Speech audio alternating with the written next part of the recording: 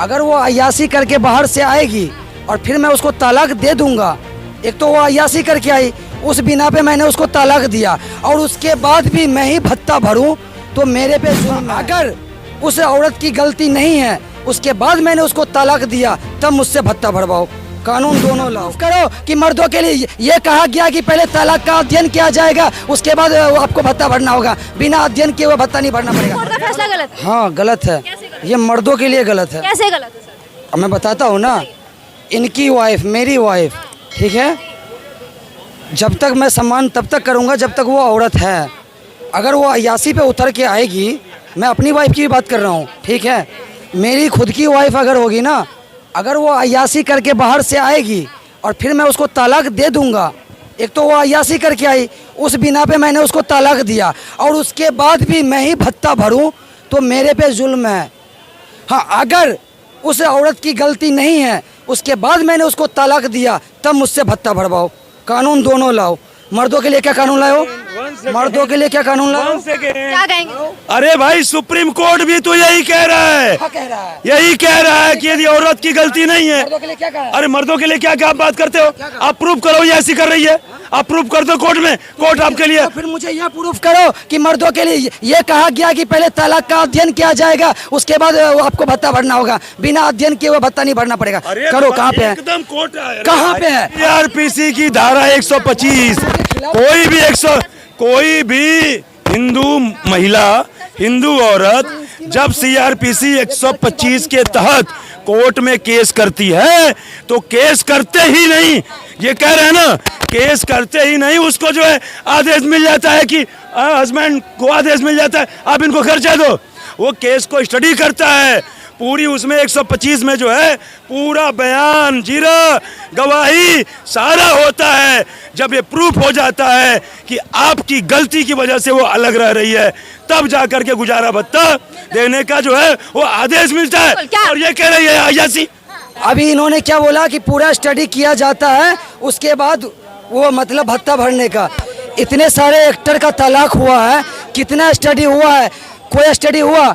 सारा संपत्ति का इतना परसेंटेज, इतना परसेंटेज, इतना परसेंटेज औरतों को ही दिया गया है। मर्दों का क्या फायदा हुआ हमको जरा बताना, एक भी फायदा मर्दों का बताओ। अरे भाई मैं मानता हूँ, मानना पड़ेगा। अरे भैया पूरी बात सुनोगे, मैं यह मानता हूँ कि कुछ जो है ये जो दहेज उत्पीड़न कानून है और तमाम सारे ऐसे कानून हैं, इसका दुरुपयोग भी हो रहा है। महिलाएं, तमाम हिंदू महिलाएं भी इसका दुरुपयोग कर रही हैं, जिसकी वजह से जो हिंदू या जो भी मतलब जेंट्स हैं वो इसका जो है बिना दोष के दंड भुगत रहे हैं। लेकिन आप उसके लिए आवाज उठाओ ना कि जो इसका दुरुपयोग हो रहा है उसका दुरुपयोग ना, इसके लिए भी कड़ा कानून लाया जाए। लेकिन कोई ऐसा जरूरी थोड़े आप सीधे इल्जाम लगा रहे हो कि जो है वो मर्द जो है वो क्या कहते हैं कि अपराध नहीं करता है, हमेशा अपराध की भागी जो है वो महिला होती है। ये आप जो है किस बात पे करते हो? कहाँ पे? नहीं, अभी तो फिर बुरखे पे आ गए। देखो, पर्सनल मत आओ, पर्सनल अटैक करोगे तो मैं पर्सनल घुस जाऊंगा। नहीं, बुरखा पहनने वाले के चीज को बोला जाता है। तुम बुरखे पे आए क्यों? क्यों आओगे? क्यों आओगे? बुरखा का मतलब क्यों आओगे? पर्सनल नहीं, मैं सुप्रीम कोर्ट के ऑर्डर का सम्मान करता हूँ। लेकिन पर्सनल लॉ बोर्ड बिल्कुल मना कर रही है। मैं क्या बोला, इस देश में हर मेंटेलिटी के लोग हैं, ठीक है, मैं भी मुसलमान हूँ। इतनी औकात है किसी बोलो, बीच में ना बोले यार, मैं बोल रहा हूँ, किसी की, मैं बोल रहा हूँ ना। किसी माई कलर मतलब अरे भाई नहीं करेगा, कोई झगड़ा नहीं करेगा। हर मेंटेलिटी के लोग हैं, ठीक है, मैं समर्थन भी कर रहा हूँ, लेकिन मैं खंडन इसीलिए भी कर रहा हूँ कि औरत जब तक औरत है मैं उसका पूजा करूँगा, मैं उसका सम्मान करूँगा। लेकिन वही औरत का कदम जिस दिन घर से बाहर निकल जाएगा, जिस दिन वो अय्याशी पे उतर जाएगी, चाहे वो मेरी बहन हो, मेरी माँ हो, मेरी घरवाली हो, चाहे इनकी घरवाली हो, चाहे किसी की भी घरवाली हो, ठीक है, आपकी बात सही है। मैं पूरी बात मेरी कंप्लीट होने दो। एक मर्द वही हो सकता है जो एक औरत का सम्मान करे। असल मर्द रोटी, कपड़ा और मकान उसको दे सके, वही असल मर्द है। जो एक औरत को ये तीन चीज नहीं दे सकता है वो मर्द तवायब के बराबर है, वो चूड़ी पहन ले, ठीक है। लेकिन अगर मैं सब कुछ दे रहा हूँ उसके बाद भी मेरी औरत घर से बाहर जाके नाच रही है, तवायफों वाला हरकतें कर रही है, अय्याशी कर रही है, तो मैं उसको तलाक दे दिया। इस बिना पे दिया क्योंकि वो औरत हो चुकी थी मेरे हाथ से बाहर, ठीक है। उसके बाद सरकार मुझे ये बोलेगा कि नहीं तुम फिर भी उस औरत को भत्ता दो, तो मैं तो पिसा गया भाई। तो मर्द भी तो गलत हो सकता है ना सर। अगर वही कह रहा हूँ, अगर अध्ययन करके अगर उसका पहले अध्ययन किया जाए, उसके बाद जस्टिफाई किया जाए, उसके बाद अगर मर्द ने अगर जबरदस्ती उस औरत को तलाक दिया है तो उस मर्द को चूड़ी पहना करके उसके बाद उसको उस पे कार्रवाई किया जाए। सर एक बात बताइए, जो भी पर्सनल लॉ बोर्ड है और मुसलमान है, वो हर कानून का विरोध क्यों करते हैं? अगर वो सही भी होता है कुछ महिलाओं के लिए तो वो सही है ना, ऐसा नहीं कह सकते आप पूरे महिलाओं के लिए गलत है वो। देखो आपने ही बोला कुछ महिलाओं के लिए सही है, तो सभी के लिए सही क्यों नहीं है भाई? तो पर्सनल लॉ बोर्ड वो डायरेक्टली मना कर रही है, वो भी तो कुछ और रास्ता बोले, कुछ और बोले। तो सही बात है यार, हर किसी का मेंटालिटी अलग अलग है। जिस चीज को मैं कहूँगा समर्थन करने के लिए आप करोगे क्या? आधी औरत करे आधी नहीं करे, उसका ये है, उसका पर्सनल ये है। लेकिन पर्सनल लॉ बोर्ड सर वो महिलाएं नहीं है ना, वो कानून बनाती है। कौन कानून बना? पर्सनल लॉ ना, शरीयत की बात कर रहे हो, सीधा सीधी आप मुझे टारगेट करो, मुझे पता है। हाँ मैं सवाल कर रही हूँ। अरे कोई नहीं, आप शरीयत पे ही सवाल कर रहे हो, हमें पता है ना। बताइए, कोई बात नहीं, आप समझाइए।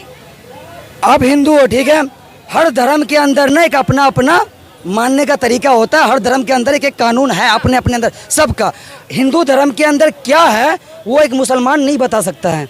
आपके धर्म में क्या चल रहा है, अगर मैं बिना अध्ययन किए आपके धर्म पे मैं एलिगेशन चाहे कुछ ऐसा बोलता हूँ तो मैं गलत हूँ। उसी तरह मुसलमान धर्म के अंदर की मैं बात कर रहा हूँ, उसके अंदर क्या कानून है, आप उसका अध्ययन किए बगैर आप उसको जस्टिफाई नहीं करोगे कि उसके अंदर क्या चल रहा है, ठीक है ना। आप शरीयत, इसीलिए कह रहा हूँ मैं बार बार, शरीयत के अंदर आप उंगली मत करो।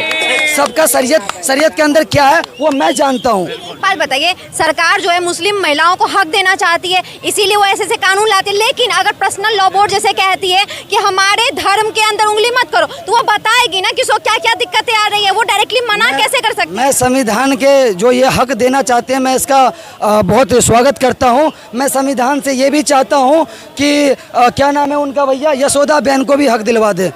हाँ, मोदी जी की घरवाली भी इस देश की औरत है, उसको हक दिलवाओ, पहले उसको हक दिलवाओ। मैम जरा एक सेकंड, वोट अगर यशोदा बहन जाएगी ना तो हक मिलेगा, शाहनाबाज वोट जाएगी, वो वोट जाएगी। साहबानो केस में सुप्रीम कोर्ट सरकार से भी बड़ा है। सुप्रीम कोर्ट और संविधान की जो दुहाई दे रहे हैं, सुप्रीम कोर्ट से बड़ा संविधान का कोई ख्याल नहीं रखता है। तो सुप्रीम कोर्ट ने साहबानो केस में दिया था गुजारे भत्ते का आदेश। यही राजीव गांधी प्रधानमंत्री थे उस समय, उन्होंने इस फैसले को पलट दिया और साहबानों को बुला करके कहा कि तुम प्रेस कॉन्फ्रेंस में कहो कि हम गुजारा भत्ता नहीं लेंगे क्योंकि ये शरीयत के खिलाफ है। आज फिर सुप्रीम कोर्ट ने उसी फैसले का हवाला देते हुए, कोई मैटर था ये डायरेक्टली नहीं इसको जो है फैसला दिया, कोई वैसा फिर मैटर आया।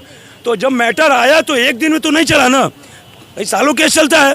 चलने के बाद तब सुप्रीम कोर्ट इस स्टडी पे आया कि कहा उन्होंने या तो साहबानो केस का रेफरेंस या फिर जो हिंदू लॉ के तहत सीआरपीसी की धारा 125 होती है उसके तहत मुस्लिम महिला भी गुजारा भत्ता पाने की अधिकारी है।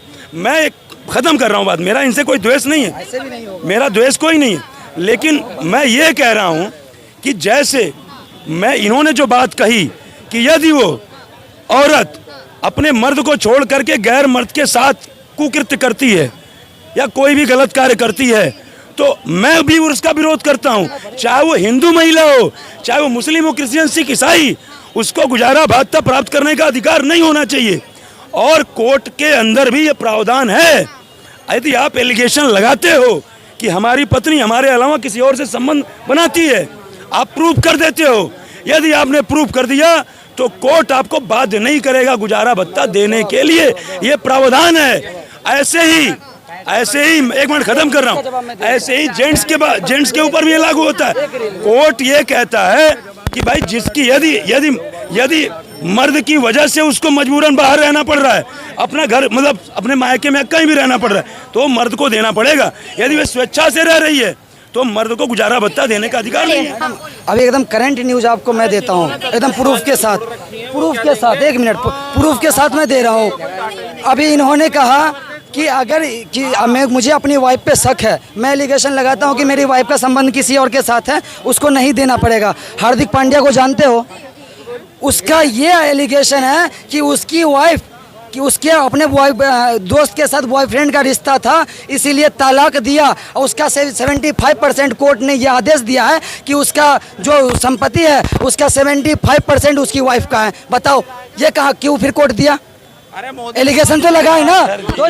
सर जी, कोई भी, मैंने यही कहा, मैं सिर्फ एक लाइन में मैंने कह दिया कि यदि कोर्ट में प्रूफ हो गया कि कोर्ट में आपने प्रूफ कर दिया कि मेरे पत्नी का चरित्र खराब गड़बड़ है जिसकी वजह से वो अलग रह रही है, तो कहीं भी आपको कोई दिक्कत नहीं है। लेकिन देखिए, मैं भी ये मानता हूँ, मैं भी ये मानता हूँ कि हिंदू लॉ में भी तमाम हिंदू तो जो रुकिए महिलाएं, हिंदू तो कानून के भरोसे। रुकिए भाई साहब, आप बताइए कि जब 3 तलाक का कानून आता है तब मुस्लिम विरोध करते हैं, करेंगे। जब बुरखे पे बात आती है तब मुस्लिम समाज विरोध करता है। तो मुस्लिम समाज ऐसे कौन से कानून का समर्थन करेगा जो इस सरकार ने लाया हो? ये सरकार तो जो है महिलाओं को सशक्त करने के लिए कानून ला रही है ना। मुस्लिम समाज उस कानून का समर्थन करेगा जो मोदी से दिक्कत है कि मोदी जो भी कानून बनाएगा उसका विरोध। तो मोदी कानूनी संविधान के खिलाफ बना रहा। खिलाफ है। हाँ बिल्कुल, महिलाओं को हक देना खिलाफ है। अरे संविधान में, एक मिनट सुनो, संविधान ने ये कहाँ पे लिख दिया कि बुर्का पहनना गलत है? मुझे ये देखो, अगर तुम ये दिखा रहे हो कि हम बुर्के के खिलाफ हैं तो ये भी दिखाओ ना कि कहाँ पे लिखा हुआ है कि बुर्का पहनना मना है। कहाँ संविधान में ये लिखा हुआ है कि तुम ये नहीं खा सकते हो, तुम ये नहीं पहन सकते हो, तुम पर्दा नहीं कर सकते हो? ये भी हमको दिखाओ। क्या नाम भाई? क्या नाम? राज भाई, ये बताइए, all India Muslim personal law board कहता है कि ये शरिया के खिलाफ है, लेकिन ये देश तो संविधान और कानून से चलता है ना, शरिया से थोड़ी चलता है। शरिया को देख के थोड़ी कोर्ट फैसला करेगा। देखो जी, शरिया को देख के थोड़ी कानून बने। क्या बोला कि हर धर्म के अंदर अपना एक पर्सनल है। अब उस धर्म को आप स्टडी किए हो जो आप सवाल करते हो। मोदी जी हमारे धर्म को जान गए हैं क्या? वो अपने धर्म को सही से नहीं। सुप्रीम कोर्ट कानून लाया, मोदी जी थोड़ी लाए हैं। ये तो सुप्रीम कोर्ट लाएगा तब भी मोदी। आप कानून क्यों? आप संविधान में क्या, संविधान जो है हर धर्म को अपने अपने तरीके से जीने का अधिकार हमको संविधान देता है। हमको कैसे रहना, कैसे हमको रहना है वो हमको संविधान देता है। तो अब एक देश एक कानून होना चाहिए ना। तो ये एक देश एक कानून के तहत हो रहा है कि सब महिलाओं को गुजारा भत्ता मिलेगा, वो हिंदू मुस्लिम ईसाई कोई भी हो। हाँ, तो इसमें क्या दिक्कत है? तो अब देखो, मैंने क्या बोला, अब दिलवाओ ना भाई भत्ता, सबको दिलाओ सारी तो फिर बार बार आप ये क्यों कह रहे हो कि मुस्लिम महिलाओं को दिलवाया जा रहा है? तो क्या दिक्कत है? मुस्लिम महिलाओं को नहीं मिलता था इसलिए मुस्लिम महिलाओं का नाम आता है, हिंदुओं को तो पहले से मिलता ही है। भाई मुसलमान खैरात की चीज नहीं एक्सेप्ट करता है। भाई मुसलमान के अंदर जो मुसलमान में जो है वो खैरात की चीज को एक्सेप्ट करना गुनाह माना जाता है। हम खैरात को नहीं लेते हैं। तो कहाँ जाएगी मुस्लिम महिला अगर उसको तलाक दिया जाता है?